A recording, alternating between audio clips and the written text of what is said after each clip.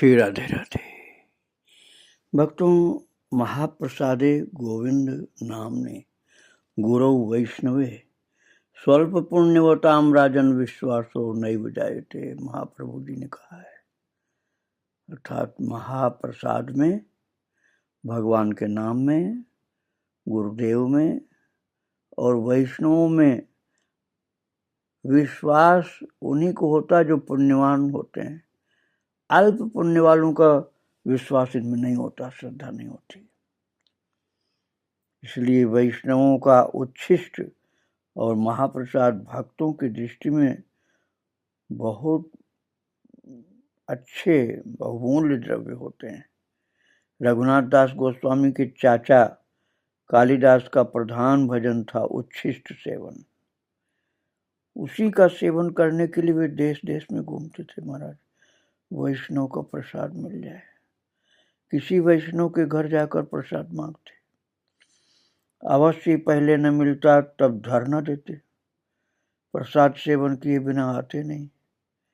जहाँ किसी भी प्रकार सफलता नहीं मिलती, वहाँ घूरे पर फेंका गया प्रसाद चाट लेते थे। और तो इसी प्रकार कालिदास ने एक दिन झड़ू ठाकुर से प्रसाद भिक्षा मांगी। झड़ू ठाकुर जात से भूमिमाली अर्थात छोटी जात के थे, किंतु वैष्णवों की महिमा इतनी है कि उनकी भक्ति देखकर छोटा बड़ा विचार होता है, इनकी जात देखकर नहीं। यद्यपि झड़ू भूमिमाली थे, छोटी जात के थे, तथापि वे वैष्णवों में ठाकुर हो गए। कालिदास ने पत्ते का दोना बनाकर पके आम लाकर दिए। झड़ू ने आम ले लिए, किंतु प्रसाद देना न चाहा। बाद में झड़ू ने जब आम की गुठली चूस कर फेंक दी, तो कालिदास ने गुप्त रूप से उसे उठाकर पुनः चूसा जाकर लेकर गुठली को लेकर। ऐसा उनका नियम था। यही कालिदास, जिनकी बात मैं आपको बता रहा हूँ, रघुनाथ दास गोस्वामी के चाचा कालिदास, महाकवि कालिदास की बात मैं नहीं बता रहा हूँ। ये महाप्रभु जी के अनुयायी भक्त कालिदास जो थे, ये नीलाचल गए। किस लिए? बस अपनी बहुत दिनों की साध पूरी करेंगे, अर्थात प्रभु का प्रसाद ग्रहण करेंगे। वैष्णव लोग स्वेच्छा से किसी को प्रसाद अर्थात अपना जूठा नहीं देते हैं। ये बात कालिदास को पता थी। किसी वैष्णव से प्रसाद मांगे तो वो दीनता दिखाकर मना कर देते, नहीं नहीं नहीं नहीं, हम जूठा नहीं खिलाएंगे। एक और बात, प्रसाद उसे नहीं दिया जाता जिसका उसमें नितांत भक्ति विश्वास न हो। तभी स्वयं प्रभु भी उपयुक्त व्यक्ति को छोड़कर अन्य किसी को भी प्रसाद नहीं देते थे। प्रभु अंतर्यामी थे, सो जानते थे कौन उपयुक्त है कौन अनुपयुक्त है। कालिदास उपयुक्त पात्र हैं, ये प्रभु को पता था। कालिदास प्रभु का प्रसाद प्राप्त करने नीलाचल गए थे और प्रभु के पीछे पीछे चल रहे हैं। प्रभु मंदिर दर्शन करने जा रहे हैं, कालिदास अनुगमन कर रहे हैं। प्रभु का नियम है कि पैर धोए बिना ठाकुर दर्शन नहीं करेंगे। सिंह द्वार के उत्तर में किवाड़ की ओट में 22 पसार तले एक गर्त है। प्रभु नित्य वहां पैर धोते हैं। प्रभु की आज्ञा है, कोई भी उस जल को नहीं ले सकता। प्रभु पैर आगे कर देते हैं और गोविंद जल डालकर धो देते हैं। प्रभु ने आज भी वही किया और कालिदास ने आगे बढ़कर उसके नीचे अंजलि बनाकर हाथ लंबा कर दिया। महाप्रभु ने देख लिया पर कुछ नहीं बोले। ये देखकर गोविंद ने भी कुछ नहीं कहा। इस प्रकार कालिदास अंजलि भर के महाराज महाप्रभु का चरण जल प्राप्त कर लिए और पीने लगे। 3 बार जलपान किया, तब प्रभु ने निषेध कर दिया, और नहीं, बहुत हुआ। महाप्रभु ने कहा और नहीं, बहुत हो गया, अब नहीं ले। बाद में कालिदास प्रभु के आवास पर गए। प्रसाद मांगने का साहस नहीं हो रहा, बैठे हैं, प्रभु भोजन कर रहे हैं। अंतर्यामी प्रभु ने भोजन करके गोविंद को इंगित किया और गोविंद ने उनका वो प्रसाद लेकर कालिदास को दिया, उनका जन्म सार्थक किया। वैष्णव धर्म में प्रसाद का बड़ा महात्म्य है। महाप्रसाद का अर्थ है भगवान का भोक्ता वशिष्ठ। अतएव यदि भक्त का प्रसाद भक्ति उद्दीपन करता है तो भगवान का प्रसाद वह और भी अधिक करेगा। किंतु बात यह है, भगवान को अर्पित करते ही वो उसे नहीं खाते, और ठीक से भक्ति पूर्वक दिया जाए तो उसकी उपेक्षा भी नहीं कर सकते। सोचिए, भक्त की इच्छा भगवान की सेवा करने की, भगवान वह इच्छा पूरी करने को बाध्य हैं, न करें तो उनका भक्त वांछा कल्पतरु नाम वृथा हो जाएगा। भक्त खीर तैयार करके उसे एक अति स्वच्छ पात्र में रखकर हाथ जोड़कर कहता है, भगवान इस खीर की गंध से मेरे प्राण मतवाले हो रहे हैं, पर मैं इसे मुंह से कैसे लगाऊं? यदि तुम थोड़ी खा लो तभी मेरी खीर सुस्वादु होगी। ये करो, प्राणों से खाओ खाओ प्रभु खाओ, बोलकर भगवान से विनती करने लगा। फिर कहता है, मेरे आगे नहीं खाओगे? अच्छा ठीक है, मैं इसे थोड़ा पर्दा में कर देता हूँ। पर्दा लगा दिया, हाथ जोड़ के बैठा। यदि कोई इस तरह एकांत मन से चाहता है तो निश्चय ही वस्तु भगवान के अधरामृत से पवित्रीकृत होती है। श्रीखंडवासी मुकुंद के तनय नरहरि के भतीजे रघुनंदन की ठाकुर को लड्डू खिलाने की कथा इसी प्रकार की। भक्तों, मुकुंद को कहीं जाना था, सो अपने पुत्र रघु को कह गए कि वो ठाकुर की सेवा करें। रघु ने उसी पितृ आज्ञा का पालन करते हुए ठाकुर के आगे सेवा द्रव्य ले जाकर कहा, पकड़ो खाओ। बालक के मन में विश्वास था ठीक ठाकुर देते ही खा लेंगे, किंतु ऐसा तो हुआ नहीं। ठाकुर ने खाया ही नहीं। रघु रोकर आकुल होकर कहने लगे, तुम नहीं खाओगे तो बाबा मुझे मारेंगे, कहेंगे तूने दिया नहीं, तूने स्वयं खा लिया। ये कहकर रघु जमीन पर लौटने लगे। ठाकुर क्या करें, एक दस्यु के हाथ पड़ गए, सब खाना पड़ा महाराज। मुकुंद के पूछने पर रघु ने कहा, ठाकुर ने सारा भोग को खा लिया। रघु का मुंह देखकर मुकुंद समझ गए कि वो झूठ नहीं बोल रहा है, पर विश्वास नहीं कर पा रहे। बोले, तू फिर खिला देखूं, एक बार और खिला मैं देखूं। यही तय हुआ, रघु फिर खिलाएगा। रघु ने खिलाया और ठाकुर हाथ में लड्डू लेकर नितांत लोभी की तरह खाने लगे महाराज। रघु छूटते ही चीख कर बोले, बाबा देख देख जाओ, ठाकुर खा रहे हैं। मुकुंद दौड़े आए, उधर खाना बंद। पर जिस लड्डू को मुंह से लगाने जा रहे थे वो ठाकुर के हाथ में रहा। आज भी श्रीखंड में वही हाथ में लड्डू लिए ठाकुर भक्तों को सुख दे रहे हैं। प्रभु महाप्रसाद के प्रति कैसी भक्ति रखते हैं। तो पानार सिंह पहुंचे तो अधिकारी माधव भूजा ने कुछ प्रसाद लाकर उनके आगे रखा। हथेली पर प्रसाद का कण मात्र रखकर उसका बहुत स्तवन किया। प्रसाद खाते हुए आंखों से जल बहने लगा। प्रभु जगन्नाथ दर्शन कर रहे हैं। तभी गोपाल वल्लभ भोग बाल भोग, जिसको बाल भोग बोलते हैं, वो आरंभ हुआ। द्वार बंद हो गया, शंख घंटा बजने लगे। भोग लगने के बाद सेवक गण प्रसाद लेकर प्रभु के पास आए, प्रभु को दिया तो उन्होंने एक कण जीभ पर रखा और कहा, सुकृत लभ्य फैला लव। ऐसा कह करके आनंद से पुलकावृत हो गए, आंसुओं से भीग गए।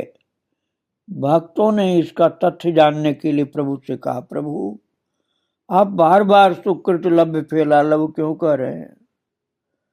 प्रभु ने कहा, कृष्ण के भुक्तावशेष को फैला कहते हैं और लव का अर्थ है थोड़ा सा अंश। इसका अर्थ यही है कि जो सुकृति अर्थात भाग्यशाली है वही ऐसा महामूल्यवान द्रव्य अर्थात प्रसाद प्राप्त करता है। इस भोग को कृष्ण के अधरामृत ने स्पर्श किया है। देखो इसकी गंध पर मन मोहित हो रहा है। और आश्चर्य की बात, यद्यपि सामान्य और प्राकृत पदार्थों से ही तैयार हुआ था, तथापि इसका आस्वाद अप्राकृत है। जगत के किसी द्रव्य में ऐसा स्वाद नहीं। वास्तव में उसका रसास्वादन कर भक्तजन आनंद में उन्मत्त हो गए। प्रभु का वो पूरा दिन इसी भाव में बीता। संध्या कृत्य कर भक्तों को लेकर पुनः बैठे, फिर प्रसाद पाया और कुछ पूरी और भारती को भिजवा दिया। तो पूरी धाम में प्रभु की असीम शक्ति से प्रसाद अति पवित्र वस्तु है और वो अपवित्र नहीं होता। जो भी उसे स्पर्श करता वही पवित्र होता है और वहां अनुदोष नहीं। किंतु बाहर अपवित्र क्यों होता है? इसका कारण है वेद विधि का शासन। बहुत दिन हुए एक बार देवघर वाले घर में प्राय 50 वैष्णवों ने शुभागमन करके स्थान पवित्र किया। किराए का मकान था। उन वैष्णवों की सेवा को लेकर थोड़ा चिंतित हुए भक्त तभी ये संवाद पाकर मर्दार पंडा ने आतिथ्य का भार स्वयं लिया। तय हुआ कि उनके जो राधा कृष्ण श्री विग्रह हैं उनका प्रसाद भेज देंगे। वास्तव में दोपहर के समय ब्राह्मणों ने ढेर ढेर प्रसाद लाकर भक्त का घर भर दिया। सभी आनंद में उन्मत्त। वैष्णवगण प्रसाद पाने को बैठे तो भक्त कहते हैं कि मेरी परोसने की इच्छा हुई तो नमन कर मैंने प्रसाद स्पर्श करने को हाथ बढ़ाया। तभी मुझे याद आया कि मैं छोटी जाति का हूँ और भक्त जन प्राय सभी ब्राह्मण ठाकुर हैं। तुरंत ही स्तंभित हो गया। वो बोला, प्रभु संतान और भक्त महाशयगण, मैं परिवेशन करने जा रहा था, परोसने जा रहा था, किंतु आपकी अनुमति पाए बिना नहीं कर सकता, कारण कि मैं बहुत छोटी जाति का हूँ। ये महाप्रसाद अति पवित्र वस्तु है। मेरे स्पर्श करने से अपवित्र नहीं होगा, उल्टा मैं ही पवित्र हो जाऊंगा। आप लोगों का क्या मानना है? मैंने देखा कि वो कहते हैं भक्त कि मैंने देखा कि सब चिंताकुल हो गए, कारण वे हाँ नहीं कर सकते और ना भी नहीं कर सकते। उन लोगों की ऐसी अवस्था देखकर उन्होंने कहा कि मैं पीछे हट गया। जब सार्वभौम ने प्रातःकाल मुंह धोए बिना पहले महाप्रसाद ग्रहण किया तो प्रभु बोले, आज ही निष्कपटे तुम लैले कृष्णाश्रय। महाप्रभु ने कहा, आज निश्चित ही तुमको कृष्णाश्रय प्राप्त हो गया। बात यह है कि जब तक कुल त्याग कर कृष्ण का आश्रय नहीं लेते तब तक कृष्ण हमें ग्रहण नहीं करते। वेद धर्म मानकर वैष्णव नहीं हुआ जाता। प्रभु के श्रीमुख के वचन है। और यद्यपि अद्वैताचार्य जी ने महाप्रभु को विदा कर दिया, तथापि उस विदाई के पश्चात वे और 12 वर्ष इस धराधाम में थे। श्री अद्वैत ने सोचा, प्रभु जिस कार्य के लिए आए थे वो तो हो गया, फिर इस मलिन जगत में और क्यों रहेंगे? उनका जाना ही उचित है। किंतु प्रभु का कुछ काम बाकी था, ये श्री अद्वैत भी नहीं जानते थे। वो कार्य क्या था? स्वयं आचरण कर जीवों को सर्वोत्तम भजन की शिक्षा देना। भक्तों, ये भजन ब्रज के निगूढ़ रस से किया जाता है। वो रस क्या है और रस द्वारा भजन कैसे किया जाता है? इस जगत में ये जगत में अनर्पित था, प्रभु ने अपने आचरण द्वारा जगत को सिखाया। रस वस्तु क्या है, इसका लोगों को ज्ञान प्राप्त हुआ। तो ये सिखाने के लिए प्रभु विदा कर दिया था द्वैताचार्य ने, तब भी नहीं गए। भक्तों, शास्त्रों में देखा जाता है कि रस 11 प्रकार के हैं। उनमें 7 गौण और 4 मुख्य हैं। गौण रस है हास्य, अद्भुत आदि। मुख्य रस है दास्य, सख्य, वात्सल्य और मधुर। गौण रस का भजन कैसा है, इसका विचार जरूरी नहीं है, पर गौण और मुख्य रस में भिन्नता होती है। भगवान को निज जन मानकर भजन करने के लिए जिस रस की आवश्यकता होती है उसे कहते हैं मुख्य रस। निज जन कौन है? माता, पिता, स्वामी, पुत्र, भ्राता, सखा आदि। अतएव भगवान को इनमें से किसी के भी स्थान पर बैठाकर पिता या माता या नाथ मानकर भजन करना, ये भजन मुख्य रस द्वारा होता है। फिर जो रस भगवान को स्पष्ट रूप से निज जन नहीं समझता उसे कहते हैं गौण रस। जैसे भगवान को शक्तिधर या करुणामय मानकर भजन करना, कोई रिश्ता नहीं। किसी वस्तु के निजजन न होने पर भी उसे शक्तिधर या करुणामय मानकर भजन किया जाता है। जैसे शुंभ निशुंभ का वध किया है, इसलिए काली का भजन करना, ये भजन वीर रस द्वारा होता है और वीर रस गौण रसों में ही गिना जाता है। अब 4 मुख्य रसों पर विचार करिए तो भगवान के साथ संबंध स्थापित कर 4 भावों का भजन किया जाता है। जैसे कर्ता या पिता के भाव से, माता या भ्राता भाव से, वात्सल्य या संतान भाव से, कांता या पति अथवा उपपति भाव से। श्री राम सुबल का भजन सखा भाव से था, यशोदा माता का भजन वात्सल्य भाव से और गोपियों का भजन कांता भाव से। जगत में 3 रसों की बात कोई स्पष्ट नहीं जानता था और उन लोगों का भजन केवल दास्य भक्ति लेकर ही था। सेवक सेवे भाव के अलावा दूसरी बात नहीं पहले लोग जानते थे। वे लोग अब तक भगवान को पिता या प्रभु मानकर भजन करते आए, किंतु ऐसा भजन स्थूल था। ऐसे भजन में हृदय के धन को दूर रखना होता है। सर्वोच्च भजन कांता भाव का है। कांता भाव से भगवान का भजन कैसे किया जाता है, इसका आभास समझिए भागवत जी में है। पर प्रभु ने वह स्वयं आचरण करके जगत को दिखाया। अर्थात वो पहले भागवत ग्रंथ में भाषा में था, अब कार्य में परिणित हो गया। कांता भाव से भगवान को भजने का अर्थ है जैसे स्त्री पति या उपपति के प्रति प्रीति रखती है।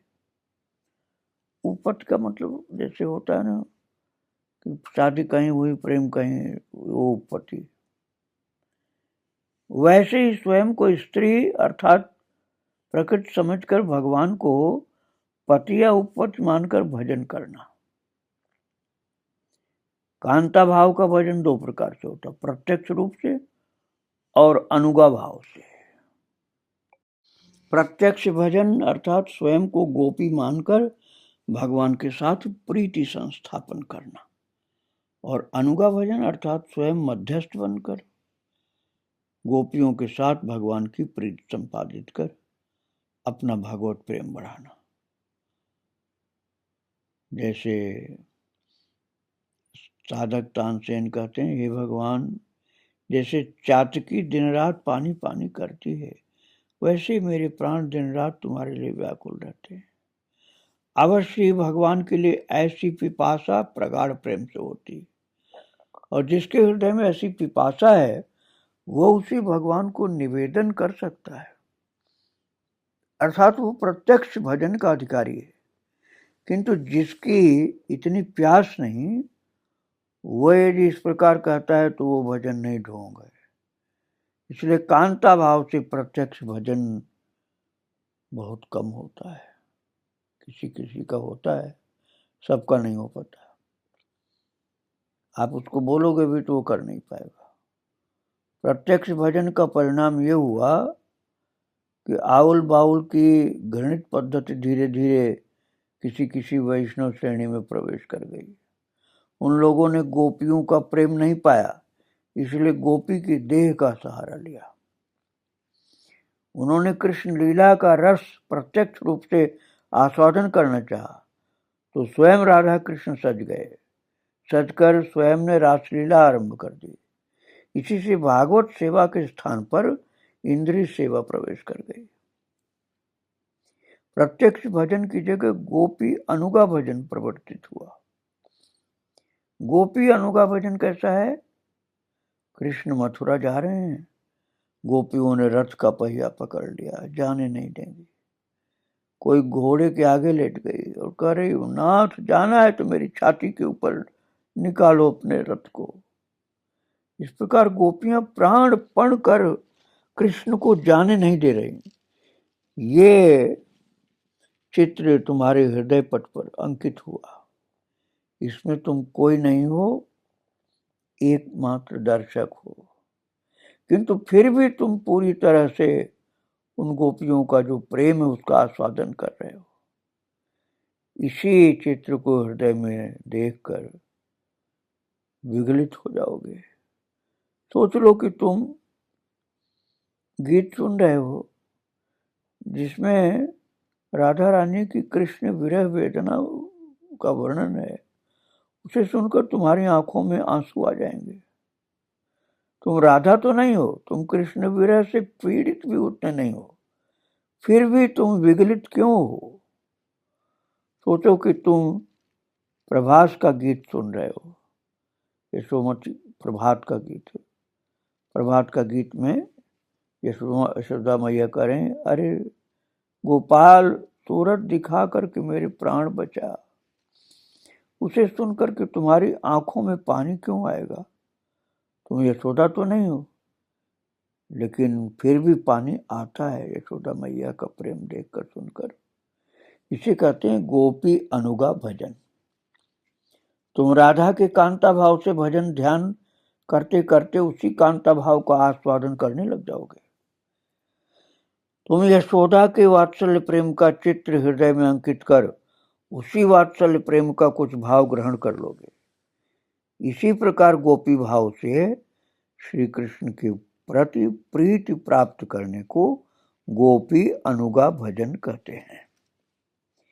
वैष्णवगण इसी प्रकार गोपी अनुगा भजन कर अपना प्रेम और भक्ति अर्जित किया करते हैं। यह और किसी धर्म में नहीं है। और भगवान इतने कृपालु हैं कि जो जिस भाव से उनको भजता है उसी भाव के अनुसार बन जाते हैं। जो गीता जी में प्रभु ने कहा ना, ये था माम प्रपद्यन्ते तां तथैव भजाम्यहम् हम, जो मेरे लिए जैसा भजन करता मैं भी उसके लिए वैसा ही भजन करता हूँ। तो ये बिल्कुल यही बात है। प्रभु ठीक भक्त की अभिलाषा के अनुसार वैसा ही रूप धारण कर लेते हैं।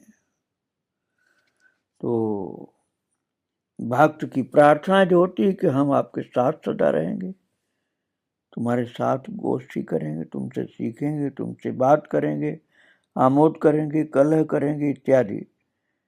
तो महाराज उसके प्रेम को देख करके ठाकुर जी ऐसा करने लग जाते हैं।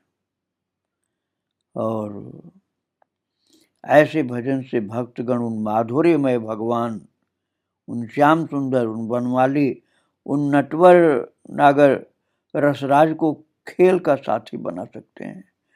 जो ओतप्रोत जगत व्यापी निराकार परमेश्वर को भजते हैं वे बड़े लोग हैं, उनकी अलग बात है, किंतु महाराज गोपियां जहां पहुंच गई वो निराकार वाला नहीं पहुंच सकता है।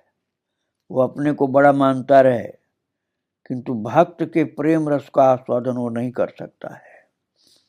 ऐसे ज्ञानी अपने को बहुत बड़ा मानता है, ज्ञान मार्गी, लेकिन भक्त के रस का आस्वादन उस सांख्य योगी को नहीं मिल पाता है।